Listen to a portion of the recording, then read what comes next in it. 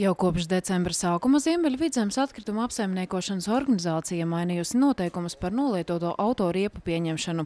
Turpmāk šis pakalpojums būs par maksu, izņemot privātpersonām, kuras ekolaukumos viena gada laikā varēs bez maksas nodot 4 vieglo automašīnu riepas. Šādu lēmumu ZAO nācās pieņemt, jo šobrīd Latvijā nav iespēju riepas nodot tālākai pārstrādei. Situācija, diemžēl, ir tāda izveidojusies, jo ir liels problēmas ar riepu tālāko pārstrādi. Nav īsti stabilas vietas visās Baltijas valstīs, un arī vienīgais legālais pieņēmējs Cemeks Latvijā arī šobrīd negrib viņas ņemt.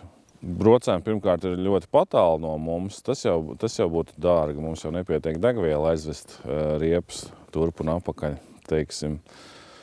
Nu, un plus vēl brocēniem viņas šobrīd nav nepieciešams ražošanas vajadzībām, un arī izskatās, ka kādu laiku uz priekšu nevajadzēs.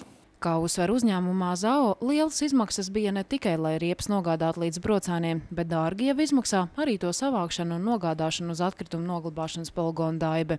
Turklāt, lai gan tā ir valsts mēroga problēma, tā nesniedz finansiālu atbalstu videi kaitīgo atkritumu apsaimniekotājiem. Līdz ar to tie ir arī zaudējumi. Līdz šim mēs izmantojām vecos krājumus samaļot un izmantojot kā jaunās krātuves drenāžu filtrācijas materiālu.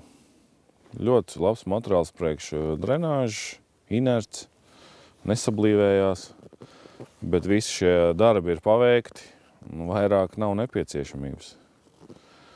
Līdz ar to tā situācija ir pamainījusies. Un starp citu, mēs vēl, teiksim, pirms 1. decembra bijām vienīgie Latvijā, kas ņēma viņas pavēlti bez maksas.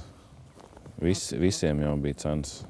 ZAO aprēķinājis, lai saktu riepu savākšanas izmaksas to cena nodošanai glabāšanā varētu būt vidēji 25 lati par tonu, jeb 2 līdz 3 lati par vienu smagās automašīnas riepu. Tātad vieglās automašīnas riepām šī cena jau būs mazāka.